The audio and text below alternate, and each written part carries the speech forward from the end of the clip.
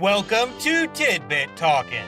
This is a series that consists of spewing out assorted thoughts which arose from somebody who thinks too much, taking in, and generally loving various entertainment media by the boatload. These tidbits may be little theories, observations, or simply jokes. Please bear in mind that all these ideas come from the perspective of somebody who's experienced every main story bit connected with whatever is currently being gone over. So spoilers will be here. However, other works set in a shared continuity will typically solely be referenced in a way that only makes sense to anybody who's also fully experienced those ones up until their same time occurring points. Sort of a coded nod kind of deal. Now, with all of that out of the way, here we go. Somewhat different to what's usually done with these Zelda Tidbits videos, any ideas related to Minish Cap and Four Swords will be relegated to the timeline section. It's simply far too much of a pain to come up with stuff for this game without referencing them in at least a very light spoiler kind of way.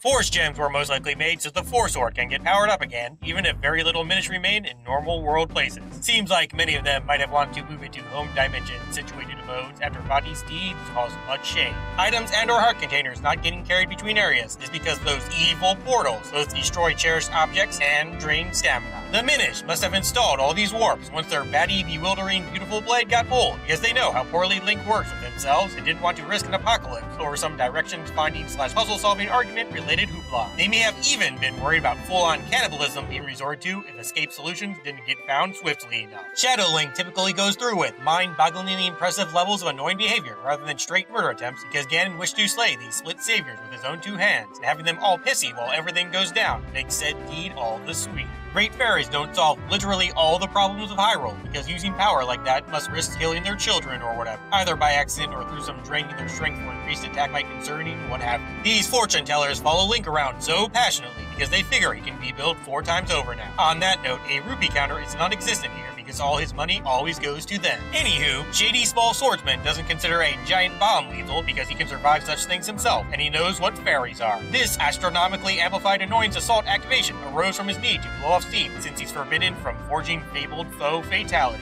If the boss plays no final kill rule weren't a thing, he'd get his rocks off by repeatedly stabbing Link in the heart each time a magic resurrection took place until it stopped happening. That guild in a certain color-coded Magic Mama's hometown area must have been formed to help rescue unprepared folks who wandered into this temple out of either curiosity or absent-mindedness. Goron started wearing clothes because after traveling the world a little bit, they discovered that some mountains are really cold all the time. To prepare for scenarios where they had to settle on these frozen mountains, everybody's favorite rock-relishing rogues stocked up on oil-packed urns. They hoarded those water-filled ones just in case there were problems with the first thing. The mythical Hyrule Knight's attack attire seems to be based on colors of a legendary 4 fractured friend. This would have been an intentional design choice by Royal Blacksmiths that was meant to intimidate background-lurking Vati worshippers. Some great fairies can't improve weapons because there's too much dark power around, like in this especially haunted graveyard. Others simply won't do it because they are lazy and or jerks. The time travel thing is an astral projection group going back and swiping force gems right when they fade from current heroes' viewpoints. There aren't any worlds filled with Link failure because eventually an event set where no coming up shortness occur gets reached. These psychics that want force gems were hired by Ganon to weaken Link by scamming him out of them. These fancy future finders also still take unseen rupees from both him and the aforementioned Dark Lord. This multi-no-hit involving kill streak combo counter thingy is the Four Swords untainted by Evil Horde's presence, drawing extra force gems to its vicinity through some sort of magical pride-fueled magnetic spell deal.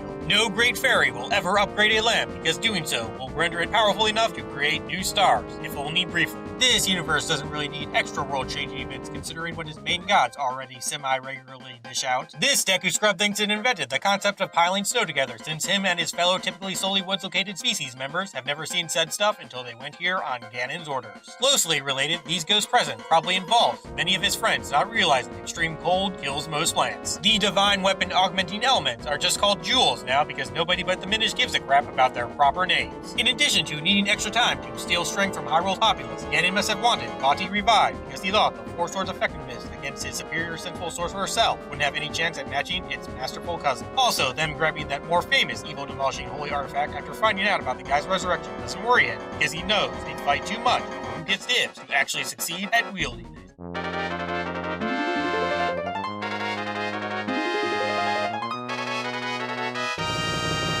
The all-female sailing group of these fairly fancy, fantastical maidens been part of various plans regarding extremely enhanced evil entrapment and Naki, Hyrule's ruler, who have set into motion after an entirely old bro dude consisting fellowship totally failed at dealing with Ganon's imprisonment and execution before Twilight Princess's events. Said sand-setting source, sometimes swine-skinned sinister sir, seemingly shaped Shadow Link based on some wacky visions he witnessed while peeking on what the beastly hero was watching during an encounter with Han Iron. Demon Kings just love their twisted hero image-filled mockery shenanigans. Tingle in this timeline could very well be a descendant of at least one of Lake Hylia's Fantastication guys. This history's Dark World must have been formed when Ganon used his more demise-like personality-equipped Twilight Princess found state to utilize dark magic, which created a scenario where he reincarnated in the Sacred Realm, causing corruption craziness. The relatively huge Moon Pearl collection must have been forged when that aforementioned almighty artifact-addicted atrocity appreciator forced himself out of the Dark World with some creative spell work. Ganon would have taken over this place as a spitting on one's grave type anti-tribute to the hero of time. The Trident must be a new pointy slaughter-focused form Kirihim took after helping his original master in a heroic sword Memkin shape didn't quite work out. That murky reflective doodad is of course just a poor man's substitute for the Mirror of Twilight. It was probably manufactured by some whacked out Zant worshippers. Endings are a pain, but all of you are fantastic. See ya.